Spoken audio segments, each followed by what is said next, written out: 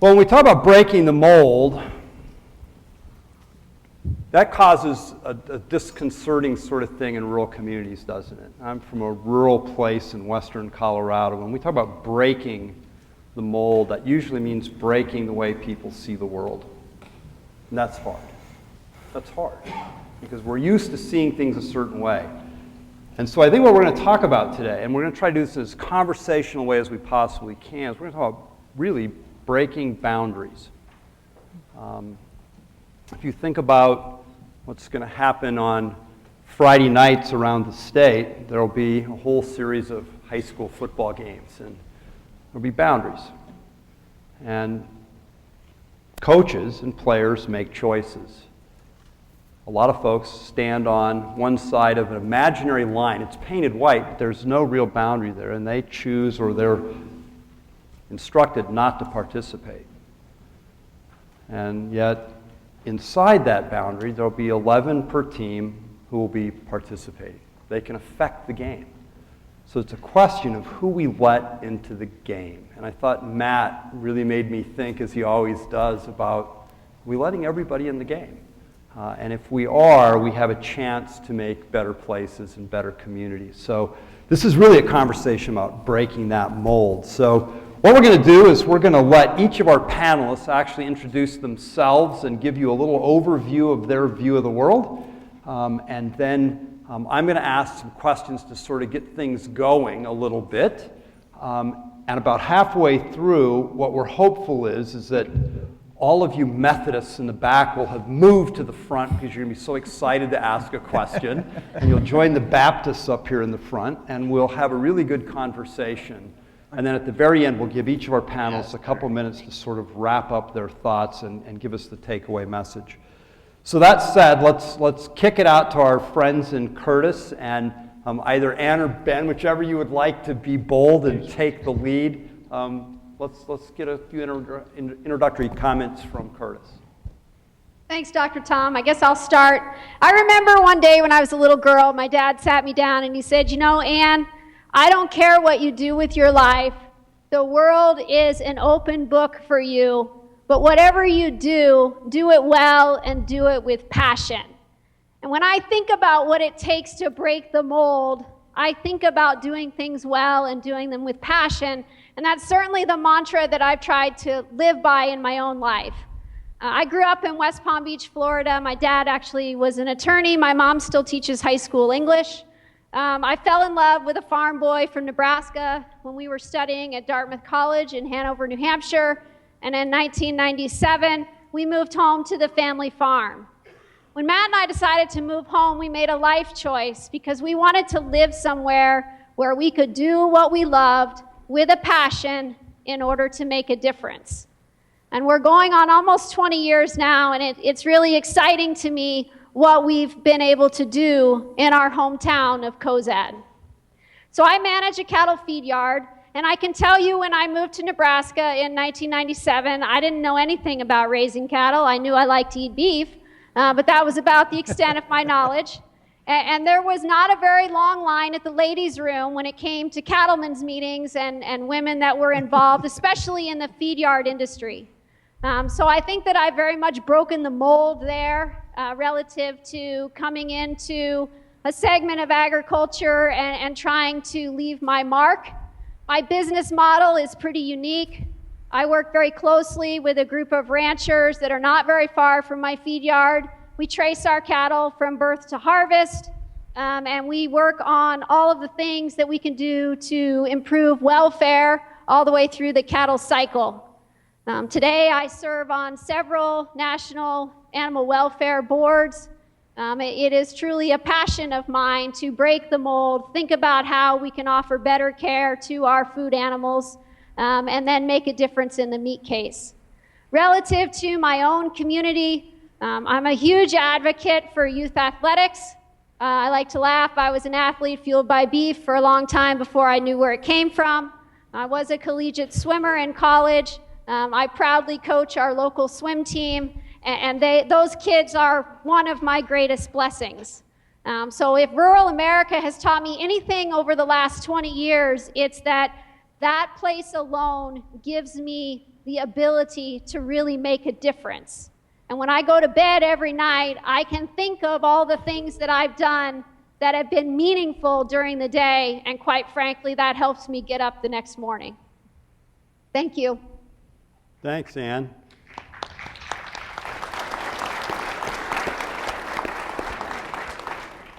Ben, you're on. Where do I start? I guess I kind of describe myself as passionately curious. I have a journey around the United States and through life. I think I kind of stumble through life, but hopefully in doing so, I've affected some people in some great ways and done some great things. I'm originally from Benkelman, Nebraska, and I studied at the University of Nebraska. I started in electrical engineering and decided that wasn't right for me, and then to education and finally into prosthetics and orthotics. From a personal circumstance, I am a cancer survivor. Through that, I've kind of journeyed throughout the United States. I lived in Dallas for prosthetic school, South Carolina, I worked at a Shriners Hospital, Kansas City, Denver. I would like to say that I returned home with the intentions of moving home, but initially it was supposed to be a 6-month move. And once I got home, I started to realize some of the things that I remembered from my roots that were so great. And as I was working on my business in my hometown, I became involved with economic development. And at several meetings we talked about, wouldn't it be great if we could get a manufacturer to move here? And then wouldn't it be great if they had local roots? And then one day I realized that was me. And so my journey has gone on into that, and I view my company as an economic development department. I think that's maybe why I'm on this panel as breaking the mold. Great, thanks, Ben. Let's give Ben a round.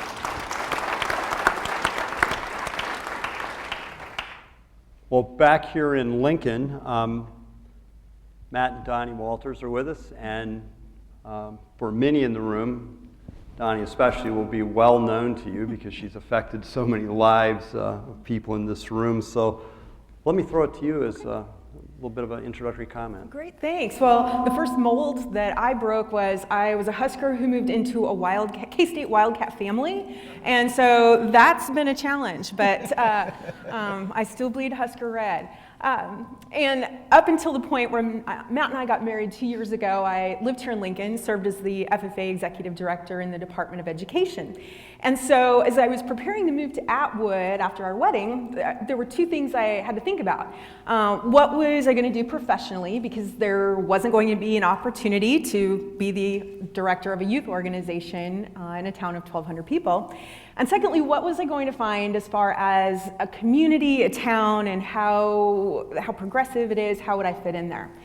So from a professional standpoint, I knew I had some skills, resources, and some experiences that would lend itself to me becoming an independent consultant, contractor, if you will, and doing some freelance curriculum writing. And so it was the perfect opportunity for me to jump into that world and work from home, have the flexibility to have a professional and a personal life in a smaller rural community.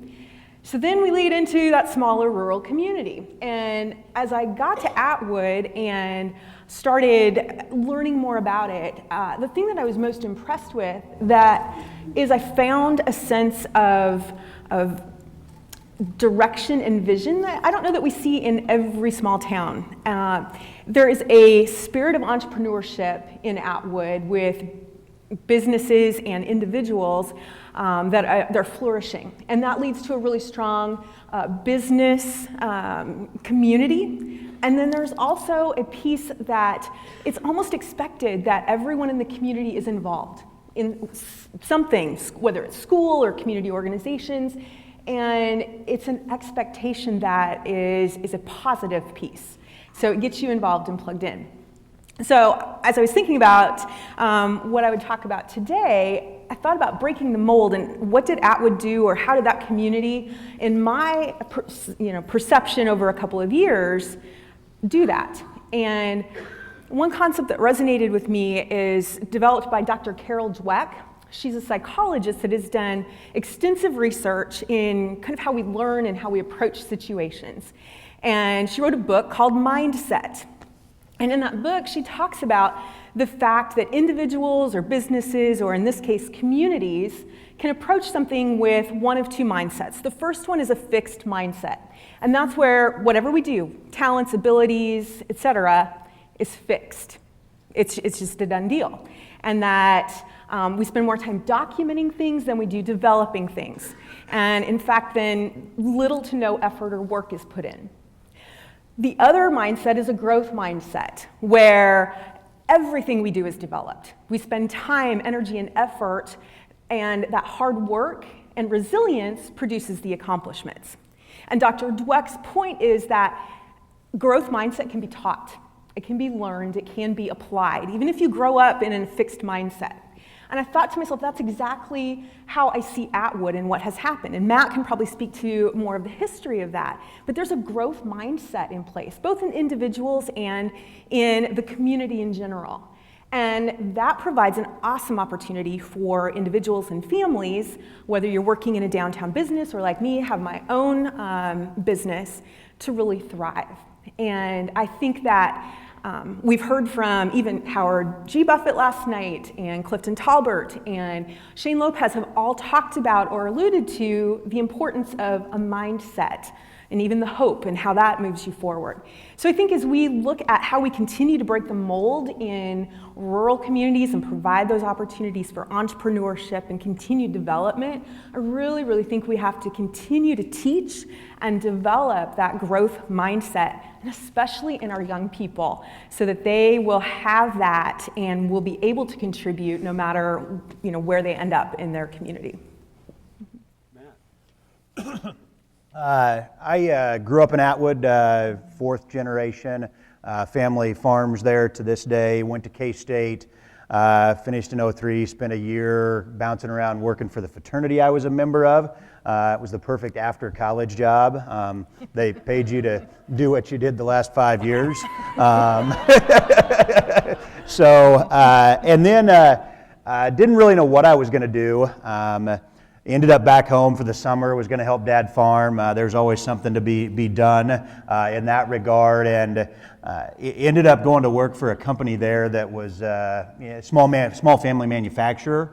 And then 2.5 years later, the guy that I went to work for, the sales manager there, myself, teamed up with my older brother, and we launched our entrepreneurial journey, SureFire Ag Systems, in July of 2007. So we just turned 8 years old. So that's kind of my journey from high school away to college, back, and we many times I think when we think about entrepreneurship, there's lots and lots and lots of people in the world that kind of have this, man, wouldn't it be nice to be my own boss and start a business someday? And first of all, a lot of people aren't willing to take the risk to do it, so that eliminates those folks. And there's a few people that really have that vision and set out and say, this is what I'm going to do. But the reality of it is that a lot of times there's an opportunity presented, and somebody has to choose to take advantage of that opportunity. And that was really our case. Things happen as they will, and we either needed to move on from where we were working. It wasn't going to be a long-term fit relative to that family, or we needed to take advantage of that opportunity, and so we did that in 2007. The community of Atwood, I just highlight one thing relative to some trends that are changing. Small community, western Kansas, that's about 20 miles, 15 miles off the Nebraska border, about 60 miles off the Colorado border, 1,250-ish people in the town of Atwood, about twice that in the county. Our nearest Walmart is about 40 miles away in McCook, Nebraska, or Colby. So, we're rural and remote.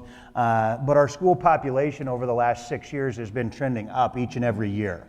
So that's probably the most tangible sign of economic growth is the fact that our school population, after declining for the last 60 years, has been trending up, albeit not tremendously, but yet significantly.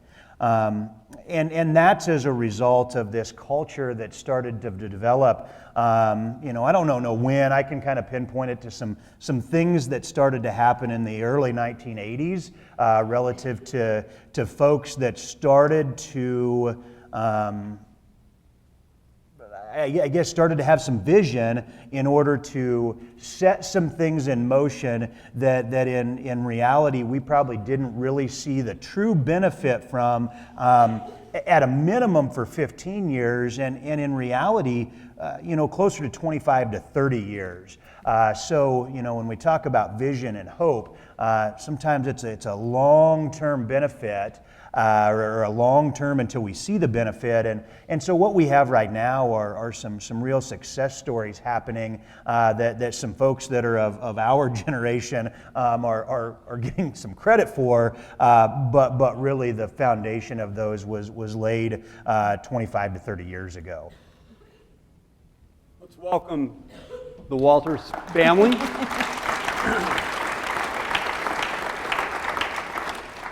The power couple of Atwood. We're glad you're here. I want to pitch the first question back to Ben. And even though we've seen some evidence to the contrary at this conference, there's still this basic premise when you talk to people, both urban and rural, that there's this sort of assumption that if you are a young person from a rural place, you aspire to be elsewhere, to go somewhere else, to experience the bright lights in the big city. What's been your experience in that regard, and how do you see the opportunity to attract young people to your community? Well, so I guess I'm a Gen X, right? So I found that in my generation, everybody was in a rush to leave. We were counting our clocks. Can we get out of this town? And even at a point when I was in college, they coined brain drain. Everybody was leaving the state of Nebraska. And it was a mindset that was pretty predominant. I kind of think like coining it brain drain almost added to it, because even the people that didn't know all of a sudden said, oh, I'm supposed to start thinking that now. But being involved with economic development now, we've interviewed some of the high school kids at different times. And we found in several different school districts that over 80% of the kids want to return home. And it's they want to go to school, but they want to come home. The confusion comes somewhere in the middle of how do we return home. And so I think it's just a really interesting thing that has happened in the last 20 years, and it's actually a really large opportunity. It's just how do we make it happen moving forward? And speaking of your 15 to 25 year outcome thing, this is really an opportunity that we have to look at. So let me follow up, Ben, with another question that involves communities and how they develop mindset and talent. We do a pretty good job of focusing on things that are traditional to us, athletics and maybe agriculture programs, et cetera. But your model and your business, creativity matters, and it matters quite a bit. Are communities doing enough to nurture and empower the creative talents of people in their communities? Yeah, I mean, that's an always evolving thing. I mean, we always talk, everybody likes to talk about innovation now because of Apple and all the tech startups, and it's always innovation this and innovation that. But I think we need to also think about there's innovative people, and there's also people that are the structure that, everything has to be in order, and those also prop up the innovation, right? And they're actually creating systems to be able to do that. So there's creativity that's going on both sides, but the problem is, I think that in rural America is we're not marrying those two very well. we set the creative group on the side and say, well, they're probably going to flourish in the Silicon Valley, and so we don't really know how to integrate that completely. But they can't flourish even in the Silicon Valley if they don't have the support of these systems built up, which is a creative process as well. So how do we bring those together? And I don't know that answer yet, but that's what I think about on my drives.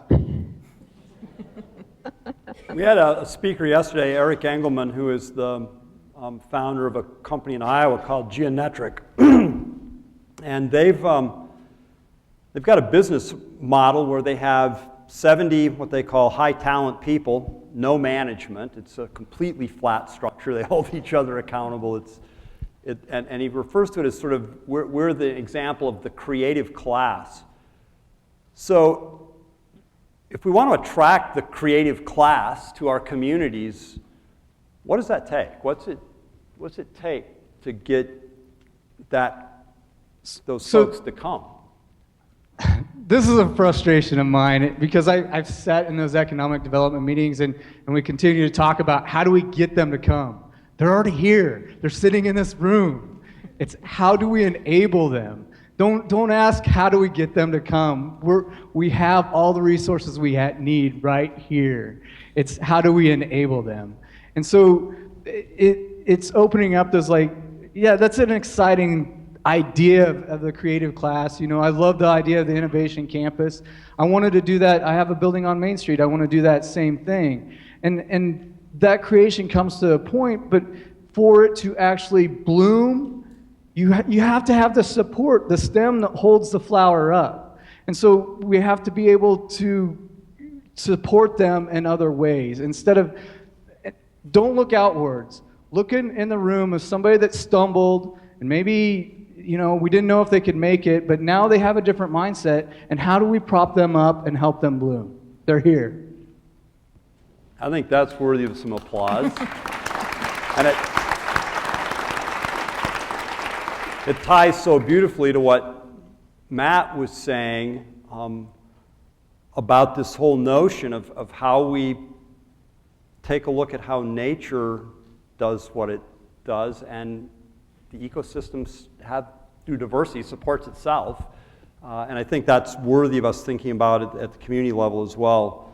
So Ann, it's a long way from Florida to Cozad.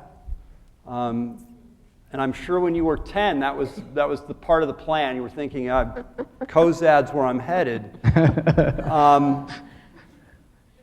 So I'm curious, because you've experienced it in reverse. You've had a horizon of Florida and then Dartmouth College and beautiful New Hampshire. And yet here you are, we're so lucky to have you in the state. So what's the value of having experiences and a horizon that goes beyond just the place you are when you're there?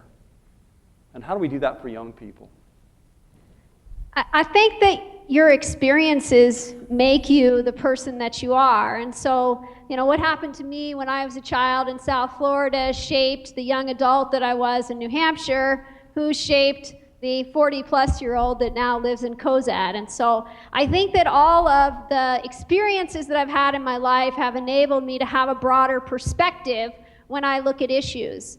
And certainly relative to agriculture, I think that the sustainability of our industry at this point is going to be contingent on us thinking outside the box and being able to engage with our customers who don't live in rural communities. And so my ability to be able to maybe put on a different hat because I used to be that person, I think really brings me a lot of help as I try to interact with my customers. I blog, I'm the Feed Yard Foodie.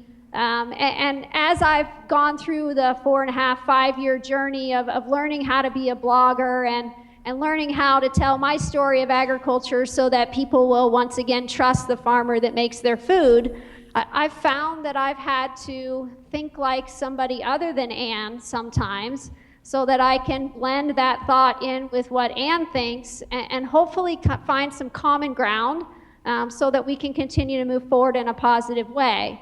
And I think that that applies outside of agriculture as well when you're talking about your rural communities. You may experience something that worked somewhere else, that you can bring that thought home, and the thought may not be exactly the same. I'm getting some feedback here. The thought may not be exactly the same. What works in Cozad might not work in New York City, but the idea of having the thought because of a prior experience, I think, is invaluable when you talk about finding ways to be sustainable on into the future.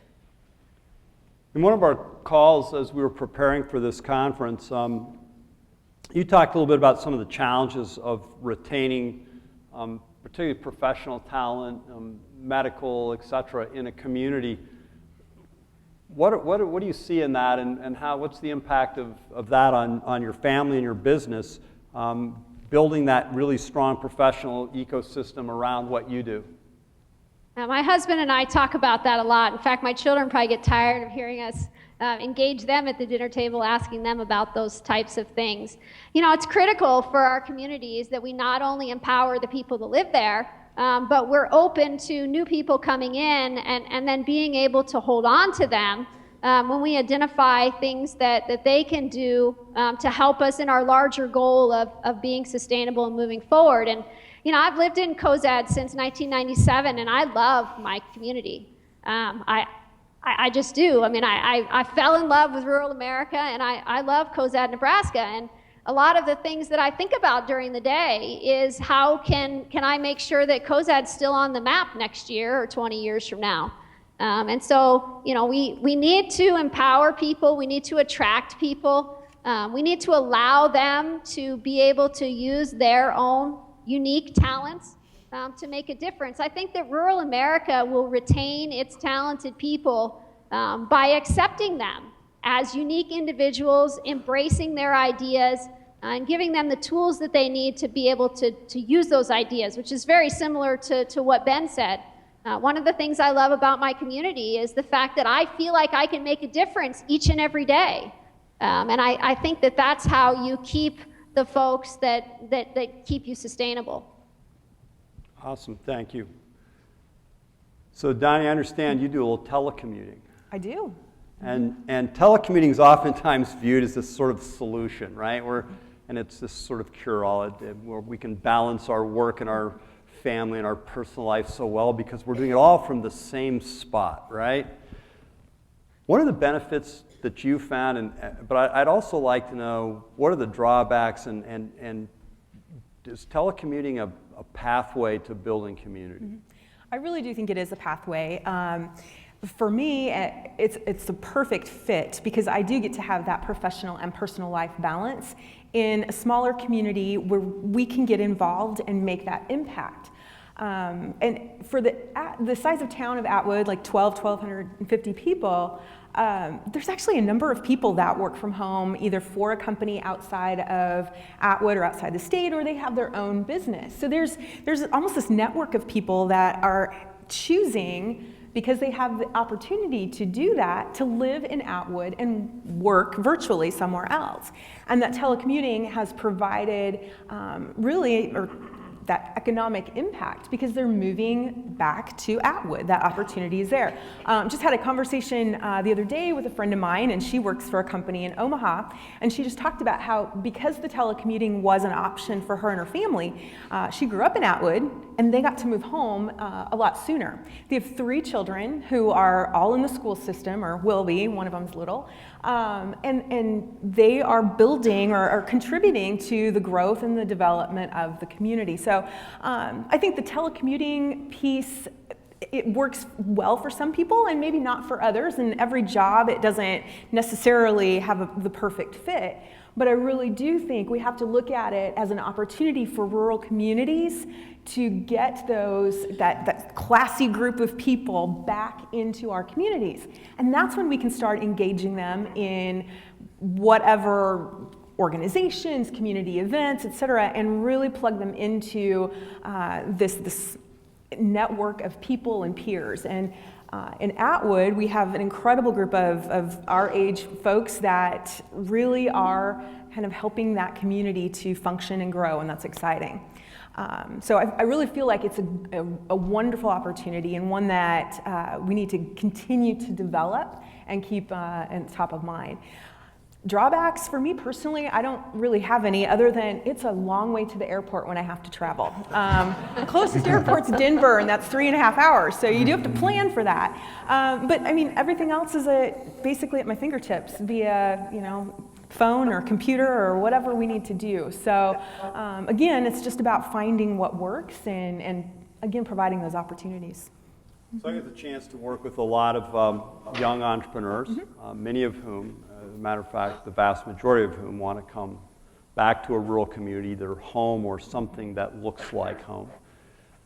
So what advice would you give young consultants, young entrepreneurs about the process of coming back into that community, how to prepare for both the realities of doing business far from an urban center, and then also perhaps some advice to communities about how to welcome those folks, whether they're alumni of the community or newbies into the community? Well, I think the first thing for the individual is, my hope would be that you would go out and get those experiences first. And I know I've had another speaker in one of the breakout sessions that talked about we want everyone to stay in our communities, and that's wonderful, but there's such value in our young people going out, getting those experiences, and then coming home. And that's bringing new ideas and integrating some different perspectives, and I think that helps grow. But for someone coming in to do some telecommuting or some type of independent entrepreneurial effort, I think it's about being realistic about what your personal expectations are. And secondly, whether you're working for a company or for clients, keeping those lines of communication open. And oftentimes you have to be very purposeful. I can't just run down the hall and talk to someone or have a conversation after a meeting we're all at.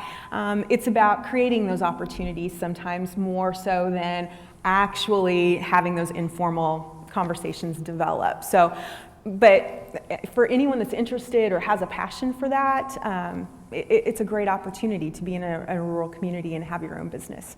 The second part of your question talked about the community, and I think it kind of comes back to that growth mindset I talked about. Atwood is pretty incredible in the fact that when you are new to the community, I mentioned there's kind of that expectation, and that's a great thing because people are asking all the time, hey, would you be interested in being on this board, or would you be interested in helping with this event? And when a community does that and you find a way to plug in, all of a sudden you have that ownership and that connectedness to everyone else, and I think that also helps when you are working solo in your home office to still have that connection to people, at least for me, that social interaction and that involvement with other people in the community. So I would really encourage, if communities in rural areas are not already doing it, be very purposeful in asking and getting those people on board and involved. Great, thank you. So Matt, if I understand it right, your community had a history of chasing the smokestack model. You might give us a little of that history, but what I'd like to know is why didn't it work? Well, I think maybe in this room that's why it didn't work. We're probably pretty familiar with. That's a story we don't need to revisit too much. There's isolated cases where it is, but the vast majority of the time it just doesn't work, and it maybe gives us, if it does work, the net result isn't really what we hoped. In our case, through the late 80s, early 90s, that was really the focus of our economic development folks, and I certainly don't fault those folks. I think it was a necessary piece of the education process for us to get where we were or where we are. But what started to develop over time was that some homegrown folks started to come back and locate there, and in our community. The other thing that I might add, you can certainly picture our community if you're not familiar with it, as a rural community that looks like many of those across the landscape of western Nebraska. But the thing you might picture there that we don't have is a John Deere dealer, a Case dealer, or any major equipment manufacturer dealership. Those are all either located in Colby or McCook. So we don't have those staples that you might expect to find. But what we do have are 6 businesses that collectively employ probably between 125 and 150 people that are all generating revenue from outside of the county, without exception, in terms of a regional trade area. But 5 of those 6 are generating revenue from either a multi-state or a national perspective. And the first one of those started in the early 1970s, Beaver Valley Supply. Some of you may be familiar with them if you're around the ag equipment business. They're a short line distributor that distributes from west of the Rocky Mountains to east of the Mississippi River. And then a few more of those started to fall. Our business and a post-frame construction business that does business in a multi-state area being the last 2 that have really come into being in the last 10 years. So when you have a population of 1,200, 2,500 in the county, and you have 150 jobs that are as a result of revenue coming into the trade area, as opposed to those local services and retail that really recirculate those dollars, that's true economic development. Those are dollars coming in that then do recirculate through those local services, grocery stores, retail opportunities, people that utilize the schools, people that utilize local health care, and so that's what's happened over time that's taken us to the place where we currently are. So you've experienced this sort of economic renaissance through that different model. As you look back at that, can you point to some critical factors that were really important to letting that happen or causing it to happen? And I know recipe is the wrong word because that's a disaster every time, but what were the things that let that happen? In terms of specific events, I can't necessarily, put flags in the sand and pinpoint those.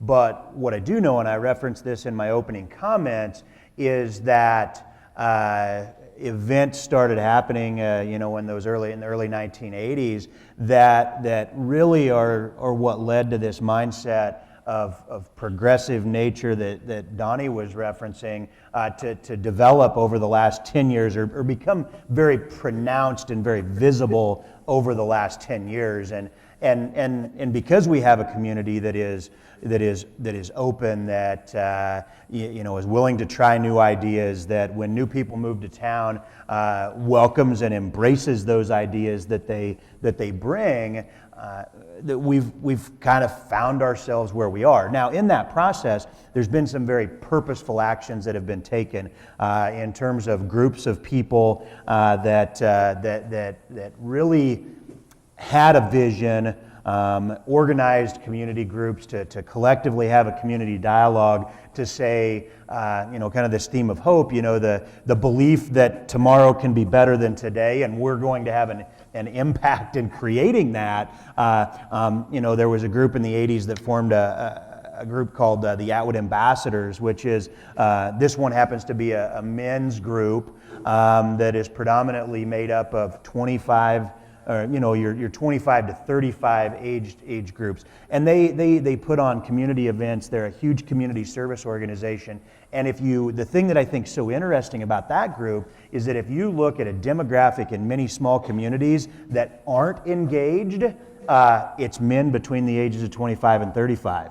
And in our community, they're a key piece of what makes a number of our things go. Fast forward, 10 years, there was a core group of people that was together discussing, okay, how are we going to make this a place that we can come back to, or that our kids can come back to, and that visioning process. And so they were having those discussions that was bringing those issues to the forefront, and ultimately creating that community dialogue that when people walked into it was a welcoming place. It was a place that appeared to be progressive and a place that people wanted to be. Fantastic. Well, let's take time for some questions from our audience. And let's kick it out if there's questions in Curtis. Let's start there, and if not, we'll give the folks in Lincoln, who are just a little slower than the folks in Curtis, a chance to catch up. Any questions out in Curtis?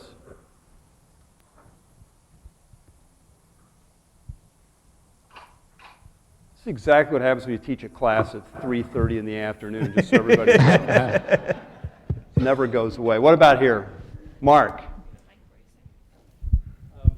Yes, it's a very interesting discussion. Given that there's the focus of today is on, of this conference is on confidence, or excuse me, not confidence, on hope. But I could hope as a 70-plus-year-old man that I can play in the NBA, which isn't going to happen. So what underlies that hope that will make that hope valuable in your opinions?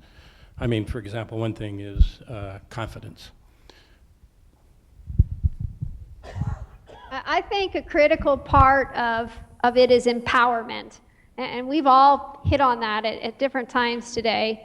We need to empower our people to be confident, to have hope, to enable them to believe in the community, to believe in what they're doing, and to believe that ultimately we can all work together to make a difference. And so I view empowerment as being a critical part of that. And I might just dovetail right on there because I absolutely agree. So then the question is what creates empowerment? And empowerment is created by leadership, by people that have a vision and they're willing to stand up and first of all articulate and share the vision, but then more importantly be able to dive into the weeds and build that empowerment up so it's no longer just an individual's vision, but it becomes a small group's vision, and then if they continue to build that and you have more leaders, then it can become a community vision. So I remember being in a session, it's affiliated with the Carl program, which is similar to Nebraska Lead in Kansas, and Barry Flinchbaugh, who some of you in the policy world would know, was speaking, and colorful as he always is, very pointedly made the point that the difference, as he had worked with communities across Kansas in his role in Extension over 40 years, between the winners and the losers is leadership. And having people that choose to step up and change those communities, and so as I think about now as I move from that 20-something that moved home to Atwood to the 30-something that has been there for 10 years, so what's my role initially was being the young guy that moved home, and that was good enough, but now that role changes and we have to provide that leadership to empower the ability to find hope with those around us. I think that empowerment starts early too. I mean, not just with our 20-somethings. I think it starts with our kids and the way that our community embraces them and allows them to show their individuality and gives them the facets that they need to be able to develop confidence to be leaders. Yeah. I agree with everything you say. I guess my mind just went on a little bit different tangent when you're asking the question. And like I was thinking, we have hundreds of years of a track record of the rural population percentage getting smaller and smaller, and why do we think that we can turn that tide? Why shouldn't we just throw up our arms, and where does that hope come from? Or are we just really crazy people just trying to hold on to the past, right? And so, it really for me the turning point, like I remember when I was going to the University of Nebraska, when I'd have a brainstorm and I want to go find something, I went through the card catalog, and I'd spend days piling up this research and all this, and now we have Google. And I can wake up at 3 o'clock in the morning and have my answer by noon. And so I can also touch the world. I sold a dog brace. First, I'm making dog braces. Second, it's in rural Nebraska. And third, I sold one to somebody in Lithuania. So that would have never happened 20 years ago. Yeah. The reason that we moved, everybody urbanizes, is to be closer to someone so we can sell and we can make our trades, and that's never been a possibility until today. And so we can sustain And I think it takes a while. You have to, like Matt was talking, it starts small. Look at the small towns that are maintaining their population first. Because right now that's a win, right? And then there's one that will twinkle up that raises their population a little bit. And so we learn from the leaders, and then those ideas slowly spread to everything. But to me, that's the hope. There is something that's different than the last 200 years that we can change things. Great. Other questions? Well, let me go clear to the back, and then we'll come back to you, Al. Welcome back, Donnie. Thanks, Greg. And the message that you have here, and by the way, as a former chamber president for COZED, Ann, I loved your message about how great COZED is as a community. One of the challenges we face when we're sharing best practices and highlighting communities that get it about entrepreneurship is that it is a long haul, but they hear where they are now and they say, oh, we could never do that. What's your best ideas for how do we get them to that perspective that it is small bites, small chunks, and small victories along the way? Stump the panel, eh? I mean, I absolutely agree with you because it is it's such a long-term ball game, and I don't know that I have a good answer other than the only thing that I could offer would be that it's easier to share the success stories and the small success stories now than ever before because of how we communicate, and so if we probably need to focus more on the small wins as opposed to the big ones that maybe are a little bit more sexy to write about in the magazine or whatever the case may be, so that folks really understand that it's these small wins that incubate that can lead to something bigger. I think go ahead, Ann. I think that hope inspires perseverance.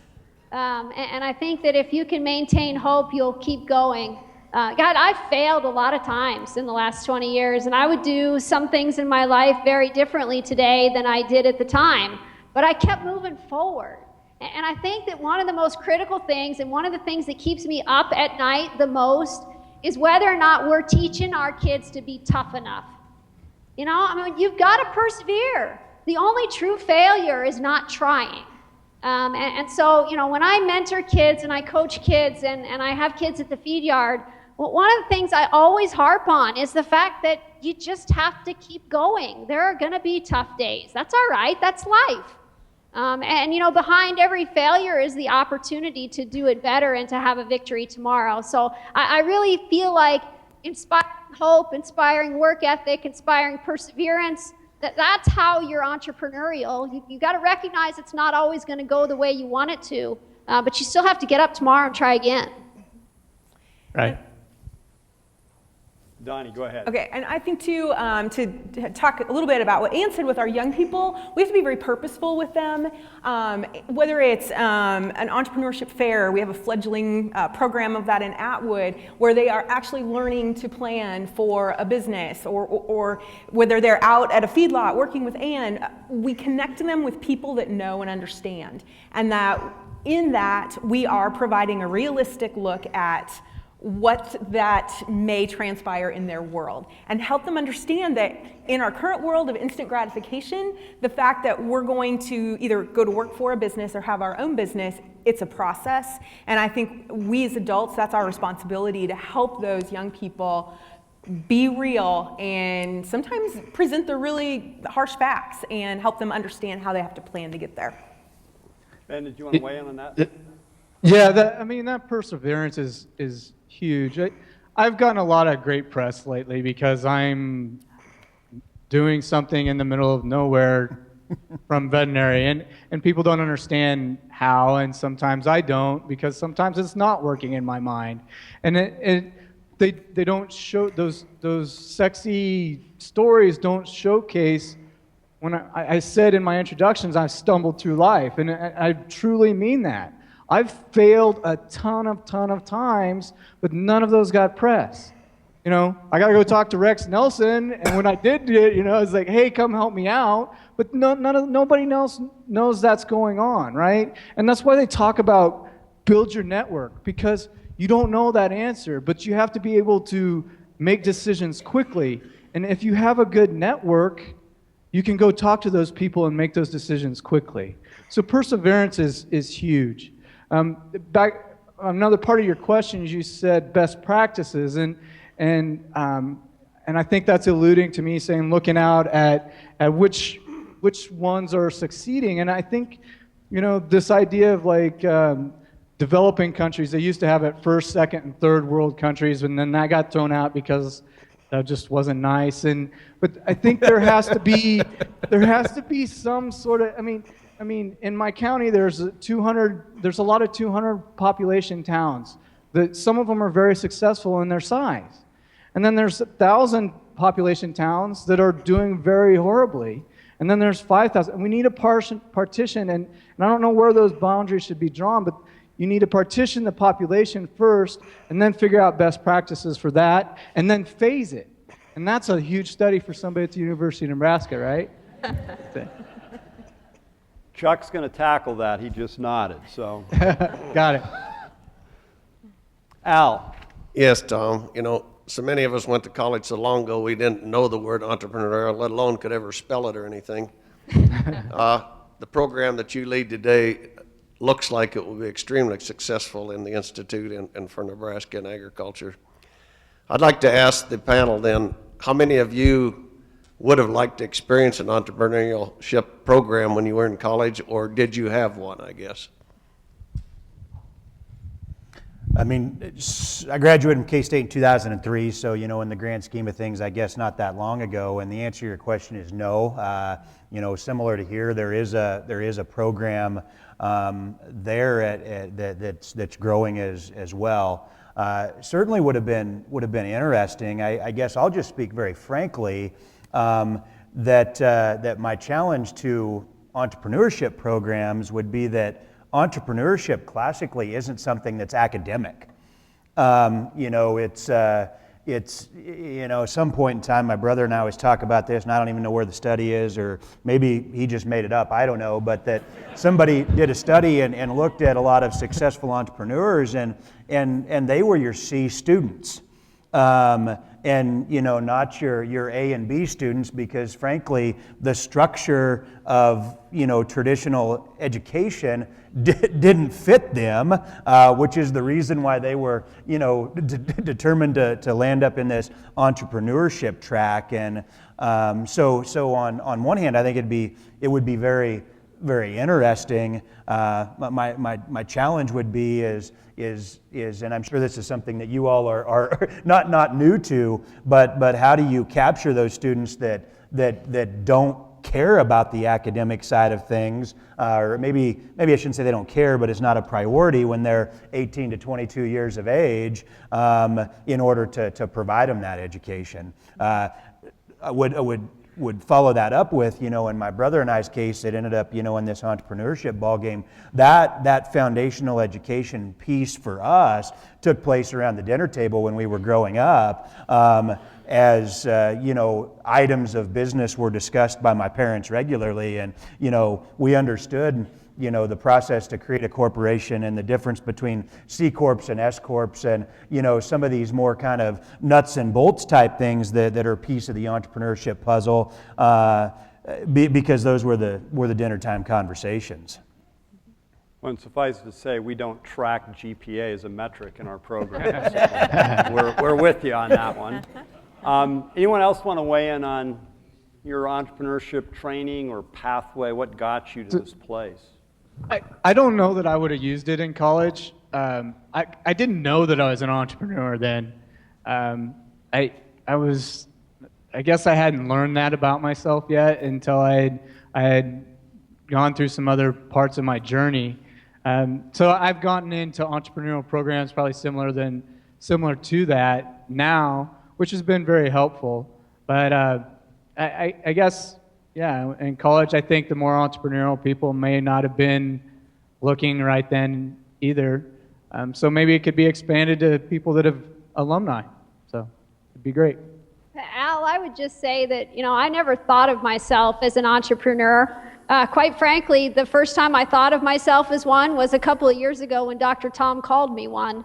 I'm not sure in college that, and maybe I shouldn't rely on Dr. Tom's opinion for just telling me what I am, but I think that when I was in college, I wasn't ready for that yet.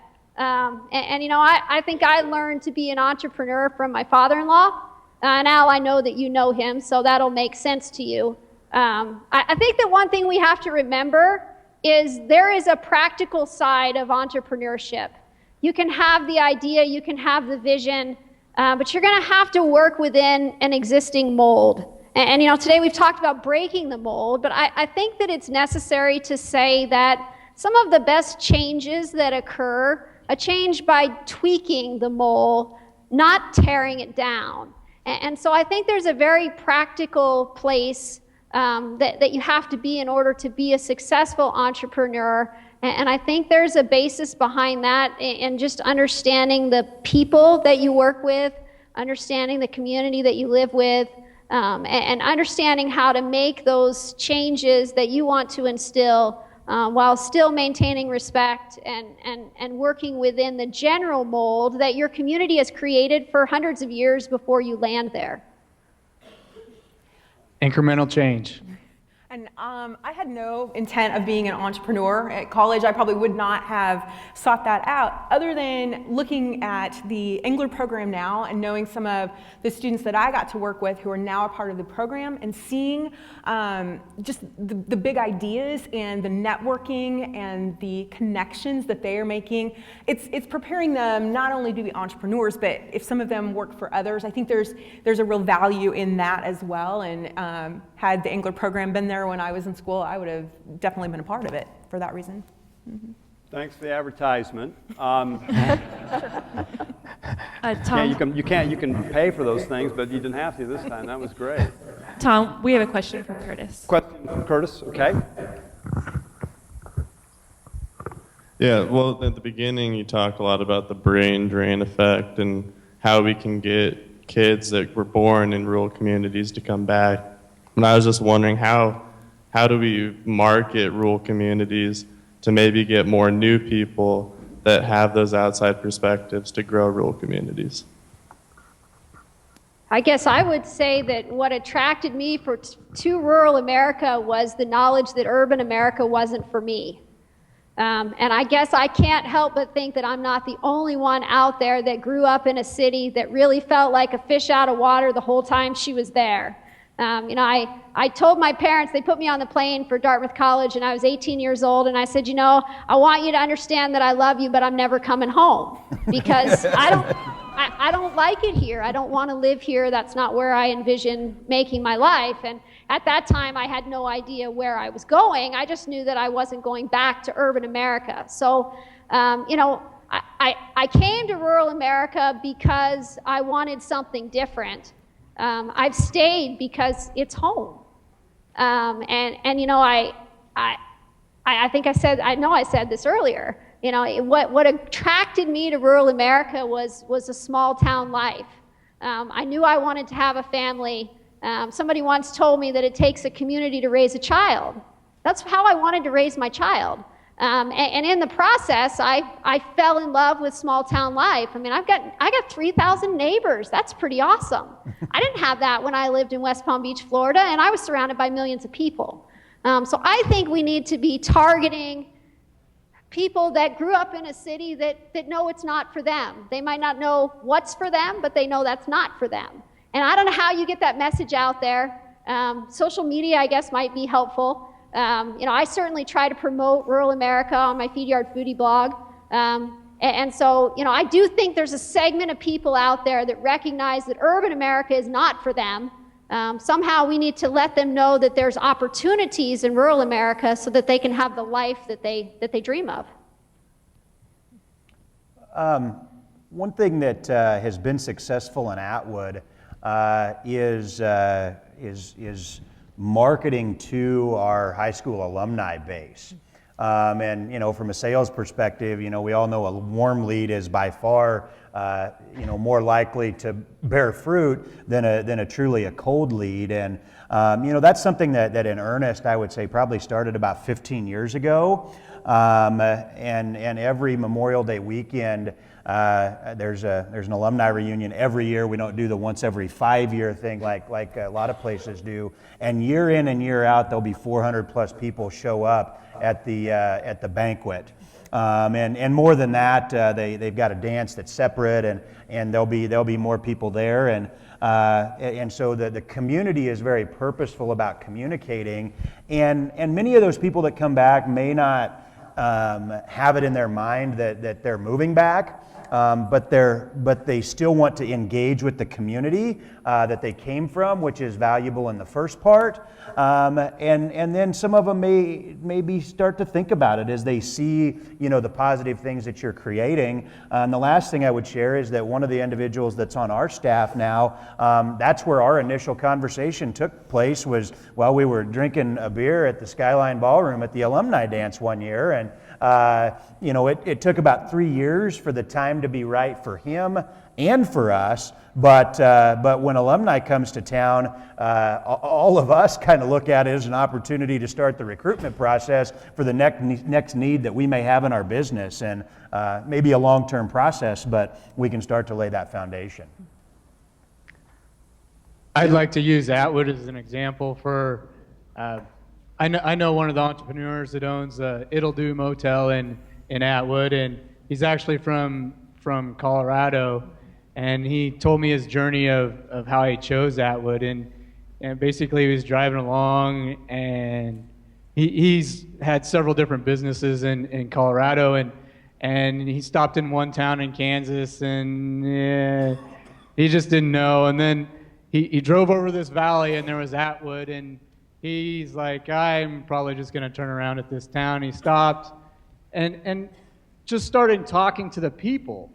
I mean, that was what threw up the flag of, wait, these they say something, and I don't want to say progressive. I don't know. It's just it's full of hope in the way that they talk, and it starts at the gas station. I mean, we all have a website that we can try to, but every single town has a website, and they're all saying it's a great place to live, great school districts. I mean, none of that's different, and you have to differentiate yourself in marketing. But once they actually come to the town, it starts at your gas station, everywhere, and that's the way you get people to come in.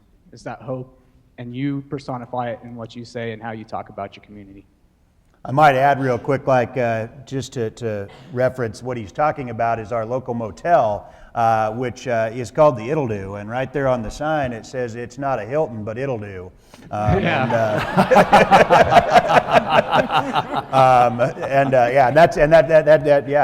knows Mick, and he ended up in town, and a couple years later bought and remodeled the motel, and now we're home to the world famous It'll Do. Mm-hmm. Nebraska famous anyway. Tom, this has been a great panel, and I so appreciate every one of you for participating. Here are 4 really progressive, bright, energetic folks that you'd like to have as a next-door neighbor. I know a little bit about all of your communities, and by the way, and it's true in every community, you've all had to deal with some folks in your community that weren't that crazy about recruiting young people to come back. They're not too crazy about your business and new businesses, and there are some of them that just soon you'd fail. Tell me how you deal with that faction of your community and keep things moving forward in a pretty small pool. I'll let you take that one. I guess, first of all, you just don't listen to them. When we started our business, we selected a site that was 4 miles outside of town. It was an old farmstead that my family's rented since the 50s, had a steel building and a concrete floor, and that's what we needed. We quit our jobs in town. We moved up on the hill, so it's a quarter mile off the road in a big set of trees. Nobody could see what we were doing. They couldn't drive by and inspect our business, which we can still consider. So we're in the same location still. It's great. It's close enough, but yet you're just a little bit removed. And man, they all thought we were nuts. What were those guys doing out there? And one guy our history teacher that taught all of us, all three of us, and most of the people that worked there, was visiting with Blaine, one of my partners, one day, and he was like, "Just what are you misfits doing out there?" You just kind of a bunch of misfits. So anyway, I went and looked up the definition of the word misfit because I was curious. I was developing a presentation, and I thought, well, that's kind of interesting, and a misfit is someone that, stands out amongst the crowd, and so I think that's the key is that you just don't listen to them. You provide that leadership that I talked about earlier, and in getting people together that are of a like mind, so that it's not just me ignoring them, it's a group of people that's ignoring them, and then pretty soon, and this is where we're at in our community is that group of people that chooses to ignore and not engage in that is the majority, and so their voice just kind of goes away. What I would say is that by and large, by the time I got back to Atwood, the majority of that overcoming that had already happened. They were in the minority even at that point. They can be a loud minority to this day, so you still need to be able to ignore them. But the process of really providing that foundational leadership, myself, my partners, the people that are involved in our business, we can't take any credit for that. That was the hope and the vision and the foresight of people that were engaged in this community development project, while we were still in grade school. I think that's a great question. That's a great challenge. One of the things that COSAD tried to do was engage those people. So our naysayers for a while tended to be a little bit on the older side, and they all meet for coffee every day. And so our development corporation started hosting coffee hour and bringing all those folks, trying to get those folks to come in and kind of talk about their thoughts and see if we couldn't engage them and get them turned around a little bit, so to speak, so that they became more positive about what was going on. Lots of times naysayers are people that they don't really know what's happening out there. And so if you can talk about what's new and different and exciting, sometimes you can allow them to become excited participants as well. We've had mixed success with the coffee club, but I think that it's a step in the right direction. I think we all have to remember, God doesn't make any two people the same. Life would be boring if he did. So, having a different opinion is okay. Finding a way to share a common goal, that's what creates sustainability. And so I do think that there is merit to trying to engage those folks, learn from them, and hopefully allow them to learn from you as well. I've been in a community that sometimes self-describes itself as that community and has fought through that for years. It's a balance of ignoring and engaging. I couldn't figure it out for a long time, and I'm in a tech company, so people told me to read this book, Crossing the Chasm. And I kind of stumbled upon this before, but back in the 50s, the U.S. government wanted to know how agriculture innovation moved throughout farmers. And they did this long study, and they created this bell curve. And basically, they subsetted it. And the first 3% were called the inventors. The next 13% were early adopters. And then there's the early majority, and that gets you up to the top. And then there's the late majority, and then the laggards. And so a lot of the people that are in the creative class are in the innovators and the early adopters, and they see the vision, they see the long-term vision. Okay, the laggards just will never get it. Okay, but that's only a small percentage, but oftentimes they can be very loud. But the other groups will follow you, but you have to take small incremental wins and get a few at a time. At some point, it'll reach a critical mass, and they'll start telling other people. They'll start writing articles about you. People will start believing, and then you start going up this curve, and you get more and more people on your side. So you have to do this balance, and early on, you have to do a lot of ignoring. because it's really tough when things aren't going right and you're not winning and you don't know how you're going to get enough money to get to the next milestone, and they're always saying you're going to fail. So you got to ignore at that time, but at some point you need them to help get you up to the top and get everybody in together and bring everybody together. That's what we want. So it's a balance in identifying what those people are, what group, what subgroup do they fit into.